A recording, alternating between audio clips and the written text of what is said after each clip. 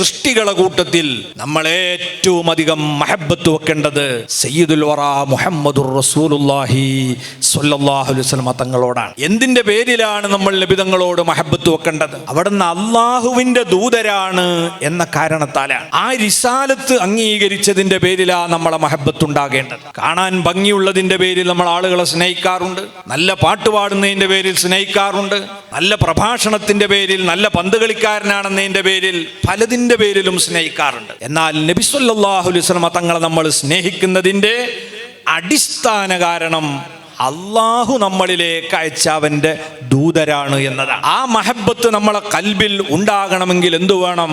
നബി സല്ലല്ലാഹു അലൈഹി വസല്ലം അള്ളാഹിന്റെ റസൂലാണ് എന്ന് നമുക്ക് ബോധ്യം വരണം. ആ ബോധ്യത്തിൽ നിന്നേ അവിടത്തോടുള്ള മഹബത്ത് നമ്മളെ കൽബിൽ ഉണ്ടാവുകയുള്ളൂ. അത് ബോധ്യം വരാൻ എന്താണ് വഴി? എല്ലാ പ്രവാചകന്മാർക്കും അവർ അള്ളാഹുവിന്റെ റസൂലാണ്, ദൂതരാണ്, നബിയാണ് എന്നതിന് തെളിവായി അള്ളാഹു അമാനുഷിക സിദ്ധികൾ കൊടുത്തിട്ടുണ്ട്, മുഅ്ജിസത്തുകൾ കൊടുത്തിട്ടുണ്ട്. അത് മുഖേനയാണ് അവർ അള്ളാഹുവിന്റെ ദൂതന്മാരാണ് എന്ന് നമുക്ക് ബോധ്യം വരിക. നബി സല്ലല്ലാഹു അലൈഹി വസല്ലം തങ്ങൾക്കും അനേകായിരം മുഅ്ജിസത്തുകൾ അള്ളാഹു നൽകിയിട്ടുണ്ട്. അതിൽ ഒരു ഇനം മാത്രമാണ് നബി സല്ലല്ലാഹു അലൈഹി വസല്ലം തങ്ങൾ അദൃശ്യമായ കാര്യങ്ങളെ, പഞ്ചേന്ദ്രിയാതീതമായ വിഷയങ്ങളെ, ഭാവിയിൽ വരാൻ പോകുന്ന കാര്യങ്ങളെ മുൻകൂട്ടി പ്രവചിക്കുകയും ആ പ്രവചനങ്ങൾ അതുപോലെ പുലർന്നു കാണുകയും ചെയ്യുക എന്നത് നബി സല്ലല്ലാഹു അലൈഹി വസല്ലം തങ്ങൾ അള്ളാഹിന്റെ റസൂലാണെന്ന് തെളിയിക്കുന്ന നിരവധി മുഅ്ജിസത്തുകളിൽ ഒരു മുഅ്ജിസത്താണ്. മഹാന്മാരായ സ്വഹാബത്തിന് അവരെ ജീവിതയാത്രയിൽ മുത്തുനബിയിൽ നിന്ന് ഇതുപോലെ അടിക്കടി അനുഭവങ്ങൾ ഉണ്ടായപ്പോഴാണ് അവരെ ഈമാൻ ശക്തിപ്പെട്ടത്. നബിതങ്ങൾ പറയും, അത് പകൽ വെളിച്ചം പോലെ പുലരും. അത് സ്വഹാബാക്കളുടെ കാലത്ത് പുലർന്നതുണ്ട്, താബീങ്ങളുടെ കാലത്ത് പുലർന്നു വന്നതുണ്ട്, താബിയുടെ കാലത്ത് പുലർന്നതുണ്ട്, പിൽക്കാലത്തും ഇന്ന് നമ്മുടെ വർത്തമാനകാലത്ത് പുലർന്നുകൊണ്ടിരിക്കുന്നതുണ്ട്. ഇനി ഖിയാമത്ത് നാൾ വരെ പുലരാനിരിക്കുന്ന നിരവധി പ്രവചനങ്ങളുണ്ട്. ഖിയാമത്ത് നാളിന് ശേഷം സംഭവിക്കാൻ പോകുമെന്ന് നബിതങ്ങൾ പറഞ്ഞത് അവിടെ പുലരാനിരിക്കുന്നുണ്ട്. എത്ര കാലം പഴകിയാലും മുഹമ്മദ് മുസ്തഫ സ്വല്ലല്ലാഹു അലൈഹി വസല്ലം തങ്ങൾ അള്ളാഹുവിന്റെ ദൂതരാണെന്ന് വീണ്ടും വീണ്ടും തെളിഞ്ഞു വരികയല്ലാതെ കാലത്തിന് മായ്ച്ചു കളയാൻ കഴിയുന്ന തെളിവുകളല്ല അവിടെ നിന്ന് അള്ളാഹുവിന്റെ റസൂലാണ് എന്നതിന് അള്ളാഹു ബാക്കി വെച്ചിട്ടുള്ളത്. നിങ്ങൾ നോക്കൂ, നബി സല്ലല്ലാഹു അലൈഹി വസല്ലം ബദർ യുദ്ധത്തിന്റെ അന്ന് രണ്ട് സൈന്യം ഇങ്ങനെ അണിനിരന്നിരിക്കുകയാണ്. ഒരു വിഭാഗത്തെ സേന എന്ന് പറഞ്ഞുകൂടാ. നബി സല്ലല്ലാഹു അലൈഹി വസല്ലം തങ്ങളെ കൂടെയുള്ളത് 313 നിരായുധരായ സിവിലിയന്മാരാണ്. കാലിൽ ചെരുപ്പ് പോലുമില്ല. അവർ പട്ടാളക്കാരെന്ന് പറയാൻ പറ്റില്ല. കയ്യിൽ ആയുധമില്ല, ധരിക്കാൻ വസ്ത്രമില്ല, കഴിക്കാൻ ഭക്ഷണമില്ല. അങ്ങനത്തെ പട്ടിണി പാവങ്ങളാണ് പരിശുദ്ധ റമദാനിൽ ഒരു ഭാഗത്ത്. മറുഭാഗത്ത് ആരാ? 1000-ഓളം വരുന്ന സർവായുധ വിഭൂഷിതരായ ഒരു സൈന്യമാണ്. എല്ലാവരും പടയങ്കി ധരിച്ചിട്ടുണ്ട്, വെട്ടിയാ കൊള്ളൂല. ആ കാലത്ത് ലഭ്യമായ സർവ്വ ആയുധങ്ങളും കൈവശമുണ്ട്. മാസങ്ങൾ നീണ്ട യുദ്ധം ചെയ്യാനുള്ള എല്ലാ സാമഗ്രികളും ഒരുക്കങ്ങളുമുണ്ട്.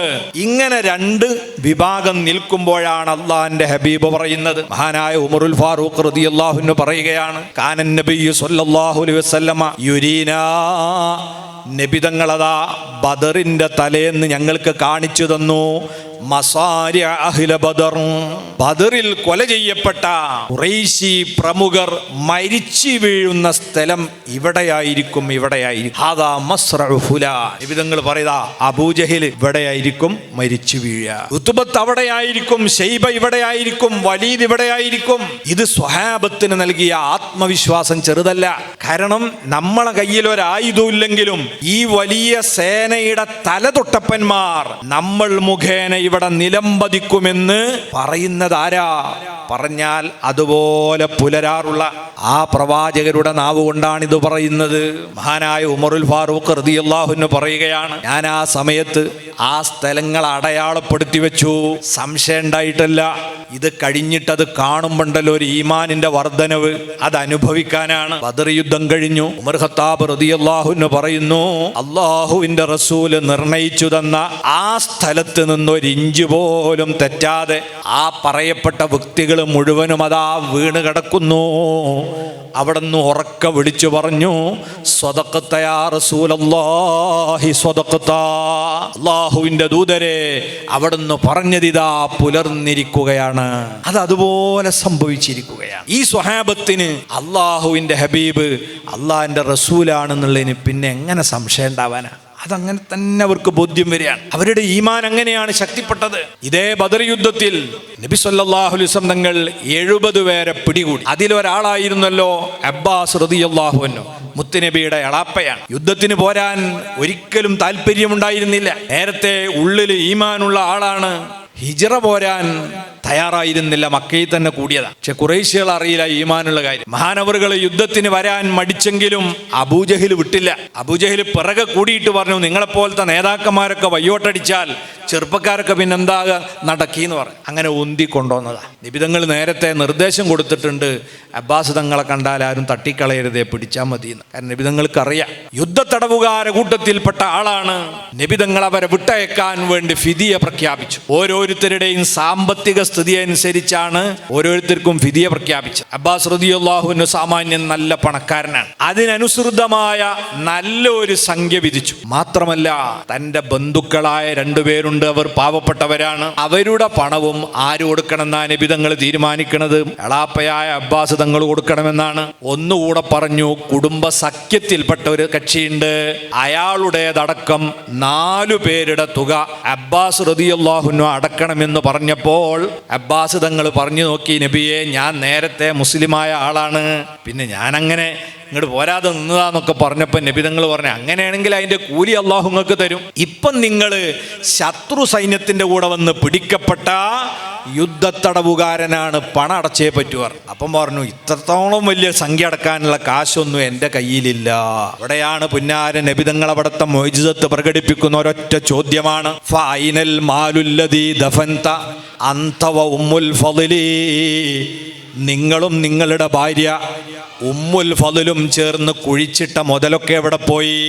എന്തായിരുന്നു സംഭവം? ബദർ യുദ്ധത്തിന്റെ തലേനാൾ, അതിന് പുറപ്പെടുന്നതിൻ്റെ തലേനാൾ അബ്ബാസ് റളിയല്ലാഹു അൻഹു തൻ്റെ കൈവശമുള്ള 1000കണക്കിന് സ്വർണ്ണ നാണയങ്ങൾ ഒരു കീയിൽ കെട്ടിയിട്ടതാ ഒരു കുഴി കുത്തി അതിൽ മൂടുകയാണ്. എന്നിട്ട് ഉമ്മുൽ ഫളിൽ എന്ന ഭാര്യയോട് പറയുന്നു, ഈ യുദ്ധത്തിൽ എനിക്ക് വല്ലതും സംഭവിച്ചാൽ ഇതെൻ്റെ ആൺമക്കൾക്ക് കൊടുക്കണം. നിങ്ങൾ പറഞ്ഞില്ലേ നിങ്ങളെ ഭാര്യയോട്? ആ പണം പിന്നെ എവിടെ പോയി? അബ്ബാസ് തങ്ങൾ ഞെട്ടിത്തരിച്ചു പോയി. മക്കയും മദീനയും തമ്മിൽ 500-ലേറെ കിലോമീറ്ററിൻ്റെ ദൂരമുണ്ട്. ഇത് വാട്സപ്പിൽ പിടിച്ചിട്ട് കൊടുക്കാനെന്ന് സംവിധാനമില്ല. അള്ളാഹിൻ്റെ ഹബീബ് എങ്ങനെയാണ് ഇത് പറഞ്ഞത്? അവിടെ നിന്ന് ഉറക്കെ പറയുകയാണ്, ഓ നബിയേ, ഇന്നി ഐഖൻതു അന്നക റസൂലുള്ളാഹ്. അവിടുന്ന് അള്ളാഹുവിൻ്റെ റസൂലാണെന്ന് ഞാനിതാ ഉറപ്പിച്ചു വിശ്വസിക്കുകയാണ്. കാരണം ഈ വിഷയം ഞാനും എൻ്റെ പ്രിയതമയുമല്ലാത്ത മൂന്നാമത്തൊരു കുട്ടി ഇതറിയില്ല. അത് അറിയാൻ അള്ളാഹു അല്ലാതെ അങ്ങേക്ക് ഈ വിവരം തരാൻ മറ്റൊരാളില്ല. അതുകൊണ്ട് അവിടുന്ന് അള്ളാഹുവിൻ്റെ റസൂല് തന്നെ മുഹമ്മദ് നബി സല്ലല്ലാഹു അലൈഹി വസല്ലം അള്ളാഹിൻ്റെ ദൂതരാണ് എന്ന് അവർക്ക് ബോധ്യം വന്നത് ഇങ്ങനെയുള്ള പ്രവചനങ്ങൾ പറയുന്നു, മറഞ്ഞ കാര്യങ്ങൾ പറയുന്നു. ചില ആളുകൾ റസൂൽ അങ്ങനെ മറഞ്ഞ കാര്യം പറയില്ല, മറഞ്ഞ കാര്യം അള്ളാഹ് മാത്രമേ അറിയുള്ളൂ. എല്ലാ കാര്യവും അള്ളാഹു മാത്രമേ അറിയൂ. അള്ളാഹു അറിയിച്ചു കൊടുത്താലേ എല്ലാവരും എല്ലാം അറിയുള്ളൂ. മഹാന്മാർക്ക് മറഞ്ഞ കാര്യം അറിയിച്ചു കൊടുക്കുക എന്നത് അള്ളാഹുവിൻ്റെ പതിവിൽപ്പെട്ടതാ. അതവരെ മുഅ്ജിസത്തിന്റെ ഭാഗമായുള്ള ഒരു സിദ്ധിയുടെ ഭാഗവും കൂടിയാണ്. അതുകൊണ്ടല്ലേ പരിശുദ്ധ ഖുർആൻ പറഞ്ഞത്, വമാഹു അലൽ ഗൈബി ബിളനീൻ. മുഹമ്മദ് നബി സല്ലല്ലാഹു അലൈഹി വസല്ലം തങ്ങൾ അദൃശ്യം പറയുന്ന കാര്യത്തിൽ ഒട്ടും പിശുക്ക് കാണിക്കുന്ന ആളല്ല. ആവശ്യമുള്ളിടത്ത് ആവശ്യ അളവനുസരിച്ച് അവിടുന്ന് പറയാറുണ്ട്. മറ്റൊരർത്ഥമനുസരിച്ച് വമാഹു അലൽ ഗൈബി ബിളനീൻ, അദൃശ്യം പറയുന്ന കാര്യത്തിൽ ഒട്ടും സംശയിക്കപ്പെടേണ്ട ആളല്ല. മുത്തുനബി പറയുന്ന ഒരു കാര്യം അത് സംഭവിക്കുമോ എന്ന് ആരും ആശങ്കപ്പെടേണ്ട, സംശയിക്കണ്ട. അത് യഥാവിധി സംഭവിച്ചിരിക്കും.